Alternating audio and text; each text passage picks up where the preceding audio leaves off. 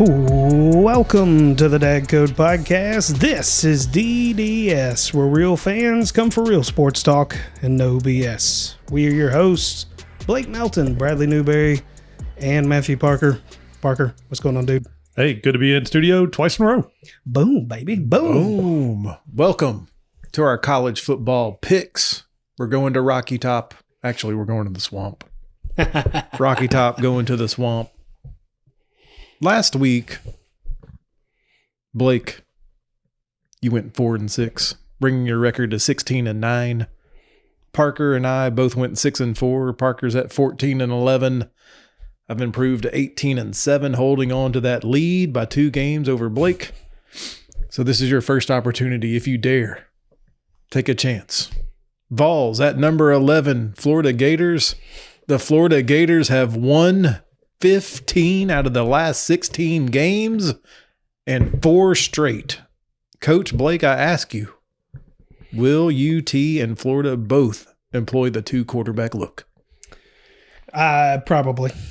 I think by the end of the game, we'll probably see both quarterbacks out of the Vols. It sounds like Joe Milton's going to get the start, according to Josh Heupel. According to him, he had a good week's practice, but I mean, he's always had a good practice, from what I understand. He's a good practicer, just not whenever the lights come on. You know, he kind of, I guess, decides he's just going to throw it as hard as he can. So when Milton's practicing, Parker, do they just have him stand at the steps of the gym and just throw the ball into the stadium? How does this look? I guess, and I'm tired of hearing about good practices. I am too. Did we not hear this last year? We hear it all the time about Garantano and Dobbs and all that. Garantano, he practiced so great. Yeah. Yeah, I'm tired of hearing that. You know, sometimes some people are better under the lights. It's just the way it is. Some people are gamers, some people aren't.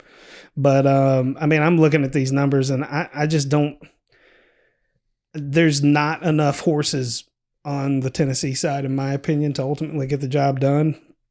I think really the only way that it's going to happen is they've got to win a turnover battle. Everything has to go their way in that sense, and they can't give up any turnovers, period. And they basically have to play perfect. I honestly, if they play perfect, I don't think they can win. Yeah, fair enough. You know, maybe they keep it close. My intrigue going into this game, more than the quarterbacks, is we talked about this a couple of podcasts ago, is with this Heupel type of offense, when you stall out against Bowling Green or Pitt, it's one thing. When you go 3 and out 4 times in a row against Florida, you're down 28-0. You're down 28-0. Yep. Exactly. So it could get ugly, and it could get ugly fast. Now, if Milton hits some of these people, you know, maybe it could be fun. I have no idea. I mean, that's the thing, though.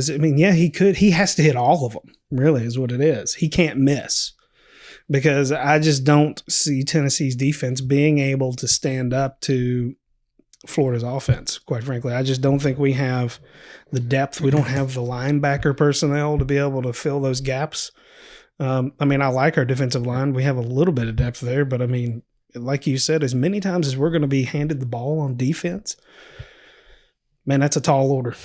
It's not all gravy with the Florida offense either, though. I mean, can Emory Jones pass the ball on probably, arguably, the weakest part of the UT defense?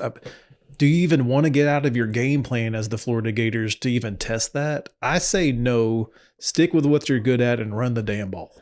That's the one good thing Tennessee does have going for them. They do have one of the best run defenses in the country. I know that they've played a SEC caliber team yet, but hey, you're dealt what you're dealt, and you do what you're supposed to do. Mm-hmm. But right now, I think it's top 10. I mean, it's really, really good. I know they haven't played Florida, but again, it's kind of strength on strength. But like Blake was saying, eventually, do you have the horses? Do you have the depth? Yep. To hold on to that. Yep. Like you said, I mean, they're only allowing 54.3 yards a game on the ground. I mean, but like you said, I mean, they haven't really played anybody that anywhere close to the caliber of Florida. So, I mean, this will be their first real test. And I mean, I'm not super confident. All right. So the Gators have at least had that test, right? So last week they played host to Bama. Mm-hmm. I posed the question, are the Florida Gators really as good as what we saw against the Alabama Crimson Tide? I think that's a fair question. Are they really that good? It's a fair question just because of the uncertainty coming into that game. I mean, there wasn't really – the identity really hadn't been that well established, in my opinion. And I still somewhat have some questions as to is really, I guess they are just a running team at this point. We'll see. I would answer your question no. I answered the question no. I think they're better. Really? Wow. I said no, they aren't as good as what we saw against Alabama, but they are better with a fluky missed extra point, and we didn't see Richardson at all, if you remember. No, we didn't. But I will say the one thing that the one thing that I think Tennessee has going for this game last week was Florida's Super Bowl. They laid everything out on the line, other than Richardson, obviously. This week is Tennessee's Super Bowl. And there could be a letdown spot for Florida. Maybe do they come out a little bit flat after just, having that game and kind of giving it away at the end? Do they just, is there a possibility that they come out flat and Tennessee maybe does something early to scare them? I mean, yeah. What if Tennessee goes up? Is Florida, I talked about this on our last one, is Florida the Baltimore Ravens? Like if Tennessee goes up, could Florida throw it back in it? Here's where I'm more confident as the Gator fan, because I just saw it last week. Alabama, without a doubt, went up and went way up. And they came back against Bama. So if UT goes up fluky by 14, I'm not worried anymore. They just proved it last week. That's a good point. But they did come back rushing, which Alabama That's what they got to do. But Alabama hasn't been good about stopping rushing against anybody. Well, yeah, I mean, we're calling into, was Alabama really Alabama? I ain't talking about Alabama right now. Well, I know, but I mean, you said they come back, but they didn't win. So they made it closer, but they did not come back. You're saying right now on this podcast that the Vols will beat Bama? I don't think I said that at all. By 3 touchdowns. I mean, that's what I just heard. I don't think I heard that. We'll replay it. He's calling Bama fluky and the Vols are better on defense. No, I asked a question. There was a question mark at the end of that. Jeez. But I don't know. It's one of those. Look, what it is we're discussing scenarios in which there could be an inkling of a possibility for Tennessee to have a chance to win. It's 60 minutes. Of course, they've got a chance. Well, that's a lot. I'll just say that a lot of crazy shit has to happen. A lot of crazy shit has to happen. Now, we've seen a lot of crazy shit this year in college football. Yeah. So anything can happen. I'm not betting on that to happen. I think just ultimately, I think Florida's just got too many athletes for Tennessee. I want to pose one more question. Are the Vols focused enough for this type of game going on the road to the Swamp? Or is there just too much? Hey, if you can't get focused for Tennessee, Florida, then you don't need to be playing in the SEC. I don't know. There's too many articles that seem like their mindset is all over the place. Even the home game against Bowling Green, he said the 48 hours leading into the game that they didn't have the right mindset. Yeah, maybe they're looking forward to this game. I mean, I don't know. There's no way you're not focused against Florida. I mean, you can't compare Bowling Green to a Florida game. You compared the Vols to Bama? No, I didn't. I think Heupel is going to have this team up. I mean, I just think they're going to be prepped. There hasn't been a game to me that I've watched. Yeah, we lost to Pitt and had some close calls and didn't hit some open people, but they've been ready for all the games. Like they looked like they haven't come out and looked like they weren't ready to play. Yeah, which I can tell you last year was a little bit different of a scenario. Yeah, I agree. I mean, it's just different. Once again, SEC, it just means more, right? SEC games just mean more. And this is what these kids signed up to do. They signed up to play on national television against another SEC team, and this is what they're looking forward to. I don't think mindset is going to be an issue. But super intrigued to see when Tennessee goes 3 and out, 3 in a row. Like, how do they respond, and what's going to happen? That's why they have to be ready. I mean, if they're not ready for it, we're going to find out really quick. To Bradley's point, because if your mindset isn't right, you hand the ball over 2 or 3 possessions in a row, you're down 21-0 in the first quarter. Yeah, you are right about that. If they aren't set and they go 3 and out a couple of times and it's 21-0, can is it 60-7 at that point? You know, I mean, they could get out of control. Yeah, well, I mean, that's the thing, though. And look, I am not insinuating that they're going to win this game, but they have to keep their mindset right because this is the type of offense that they can come back. If run correctly with the proper personnel, they're going to score a lot of freaking points, and they're going to score it fast. So this is the type of offense that they can come back on. I just don't think that they have the athletes to be able to do such a thing. I mean, what I want to see, bottom line, from the Florida Gators is stick with who you are. I believe you know who you are now. Well, I've been questioning all year, like, who in the hell are you? But stick with who you are. You are a running team, and you're using both of your quarterbacks to supplement the run game. I know that UT secondary can be exposed with the pass, but I don't want to see 3 and out when you're pass. Mm-hmm. Stick with what you do best. Keep it simple. UT will give you the extra possessions, like Parker's mentioned, with going 3 and out, going 6 and out, whatever. They'll get you the ball back quickly. Stick with who you are. You are the better team. Florida Gators 42-20. I agree with everything you just said, and I'm going to go Florida 40-23. Yeah.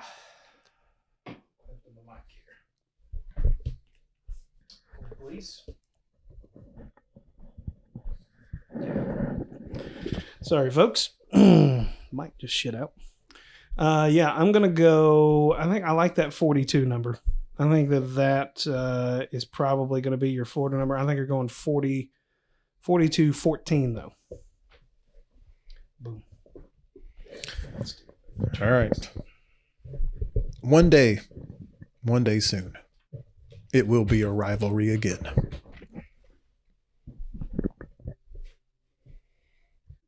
We're getting there. We're getting there. We're gonna move on to. I do think that Tennessee's headed in the right direction to make that a rivalry again, though.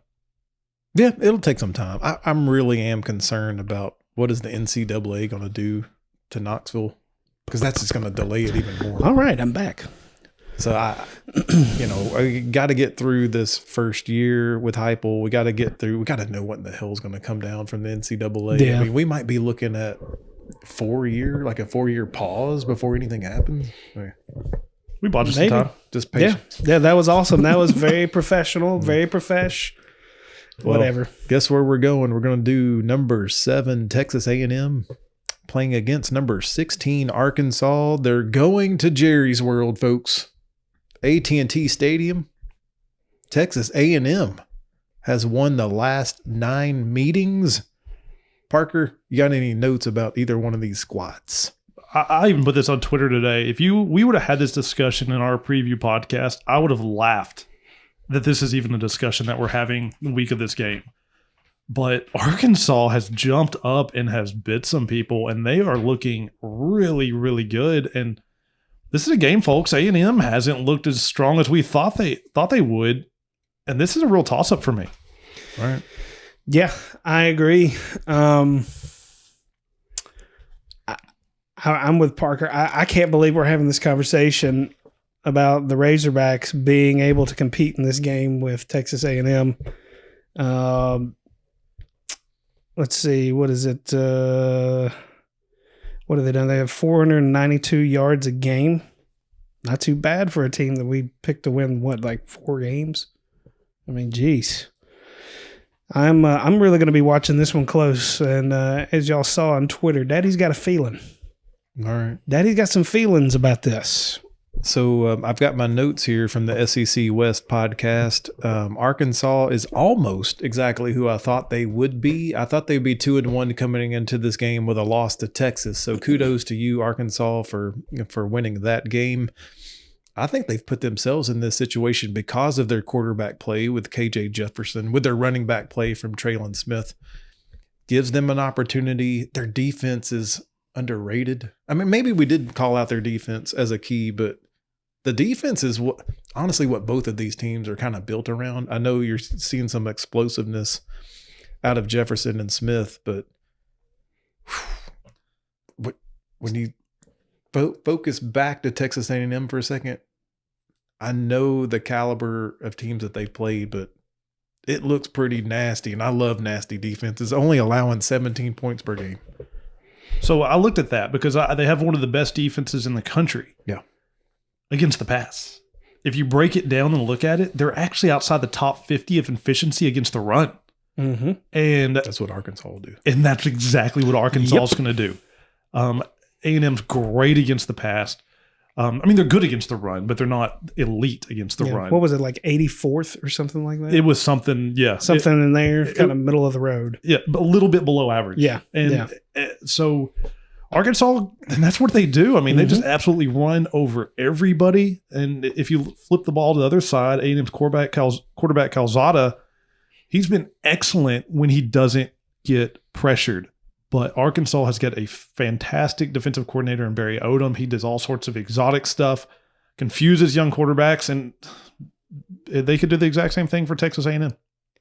Totally agree. I mean, I think that is what Arkansas's identity is they're smash mouth. They're going to hit you in the mouth. They're going to run the ball. Very kind of similar to what I see Florida as, much lower scale, obviously. But yeah, I mean, with Texas A&M kind of being on run defense, I'm looking at this and I'm like, I think we might have a bit of a game here on our hands. So Parker, has Zach Calzada had enough time at quarterback to work himself up into this type of SEC game? I mean, it depends if he gets pressured. If they can get pressure on him, I think the answer is no. But if he sits back and has time, the answer is yes. It's really an interesting matchup with the offense of Texas A&M versus the defense of Arkansas and vice versa. I think that his scapegoat has got to be Isaiah Spiller. He's averaging 6.3 yards per carry. He can dump the ball off on a screen. And don't forget this stat. Arkansas Razorbacks, they rank 116th with 78.5 penalty yards per game. I think that could goes come back to bite them. I know, but I think that goes to the type of team, the identity of the team. You talked about, are they a nasty defense? Well, sometimes those nasty teams get penalties. Well, Arkansas, they play through the whistle. They're not nasty to me. Well, Texas A&M is the nasty defense. I think that those Hogs are going to get pretty nasty this weekend. I'm just telling you. I'm just telling you. It'll be a good one. I think this is within 7. It's going to be within a touchdown. It's going to be very close. If we were picking with the spreads on this game, I got to go with the underdog. I would absolutely go with Arkansas. Take the points. Yep. Yeah. Daddy's got a feeling. Well, who wants to go first? Then we're going to pick just straight up who's winning. Daddy's got a feeling. You're going Arkansas. Go with the feeling. Feel it. Got a feeling. Sue Pig. Arkansas 42. Texas A&M 35. Jeez. No defense showing up on that one. Nope. They could.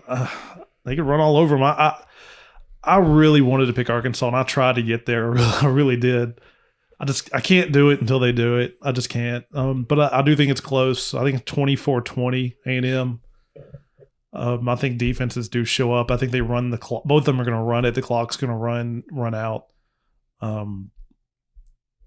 It's going to be close. It really could come down, like Bradley said, turnovers and penalties. If you have a lot of penalties and it's going to be a close game, that could cost you. I'm going to stay consistent here. I've been leaning on how I predicted in the SEC East and SEC West prediction show. In my prediction show, I have a big fat L in this game.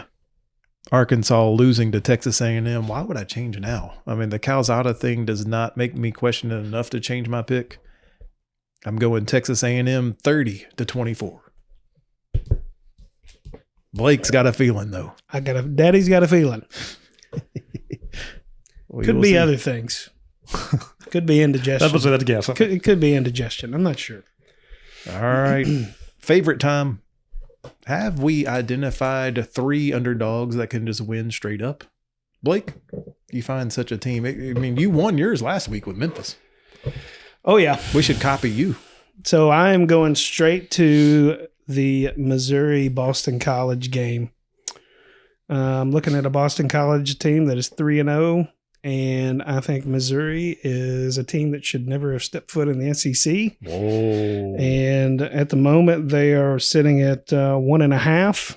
And I think BC's going to come in there and take care of that ass. BC, the straight up victory. Yep. What you got, Parker? Well, Blake's going to love this one because coming off of a major win that shouldn't have been a win, I believe the Roadrunners, UTSA, University of Texas San Antonio, is going to end a 17-game home win streak against Memphis. It's going to be a high-scoring game. I actually think the wrong team's favored here. Only thing bad about UTSA is they are really bad when they get pressured. The really good thing for UTSA, Memphis sucks at getting pressure. UTSA gets the victory straight up. So you're saying this is the overreaction to what the public saw with Memphis beating an SEC team? Yes, I'm very consistent in that. You are.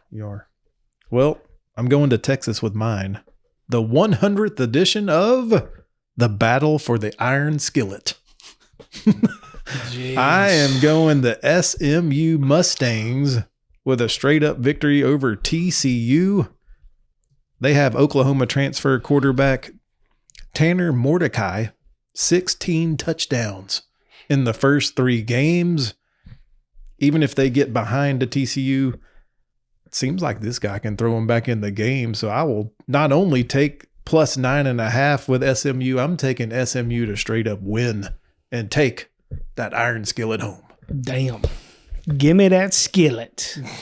Can you cook with the skillet? Do we know? I mean, Tanner looks like he can cook with this. What do you see for this guy? Man, that's what I was sitting here looking. I just don't know a whole bunch about it. The Horned Frogs, TCU averages 39.5 points per game. That's 20 more than the Mustangs usually allow. Mustangs have scored 43 points a game this year, 25 more than the Horned Frogs have given up. Jeez. It'll be fun. I like this. Good pick. Just to win, baby. And maybe I can tease it with a plus 9.5. Best bet time. We can pick either the underdog or the favorite. This is one that we've identified we can make some cash on.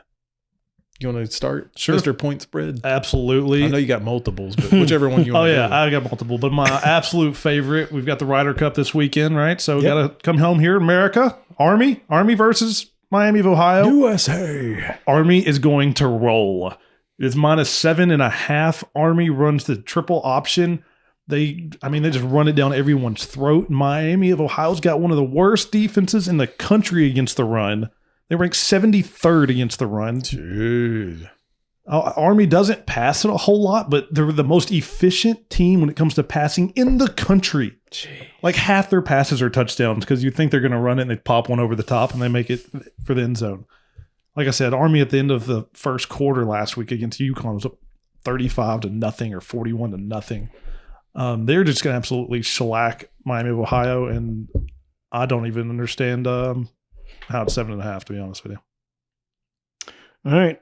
I'm going, what is it? LSU's it's sitting at -3. I think they get that easy against Mississippi State. Air raid. Air raid. Go home. Jeez. Oh man, I'm going to the conference that's going out.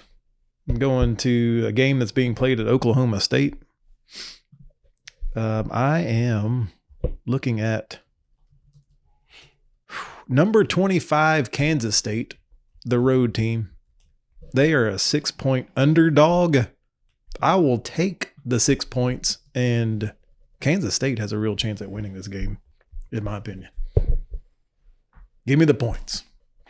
Yeah, Oklahoma State's looked shaky at times. I feel like they almost lost to who's the team that we always talk about that they almost lost to? Is it Toledo? Tulsa. Sorry, Tulsa. It was almost everybody. Yeah, Tulsa's about beat everybody. I mean, they about lost to them. Missouri State 5.5. Missouri State. They beat Boise by a point. It's Yeah, I don't know. I'll take the points and hopefully the money. Nice. Plus 6. Night game too. Good deal. Yep. There you go. Kansas State. What about, I know we're done with our predictions here, but did any other games, are they worth talking about? Do we want to talk about West End? Do we want to talk about Georgia Vandy just for the hell of it, or nah? Do you typically like to talk about, high school kids beating up on middle schoolers? Because that's pretty much what this is going to be. This week, they're not as smart, thanks to Stanford. That's true. I mean, Georgia's a 34.5-point favorite. Oof. Is that enough? This is one of those games where the Vandy season ticket holders sell this one to pay for their entire year. Something like that. You know, it's going to be 95-5, and it's going to be wild on West End. That entire stadium will be red. I'm going to say there's going to be a lot of red down there on West End. Well, good luck, everybody, with your college football picks. Absolutely. And thanks for joining us today again. Follow us at Twitter at DDS Sports Talk. Go ahead and tell us how wrong we were, how big of an idiot I am for choosing Arkansas. Whatever you guys want to leave us. Like and subscribe down below. Hit the notification bell. Any parting thoughts, fellas? I want to say 4 quarterbacks will be playing in the Vols Gators game, and I'm interested to see Richardson because I haven't paid attention to him this year. Well, there you go. How about you? I think you actually see more Richardson than you do Hooker. Like, I really think we're going to see a lot of him. That's ridiculous to me. It should be Hooker starting. I agree. I'll just leave you with this. Woo, pig, suey. You guys be well.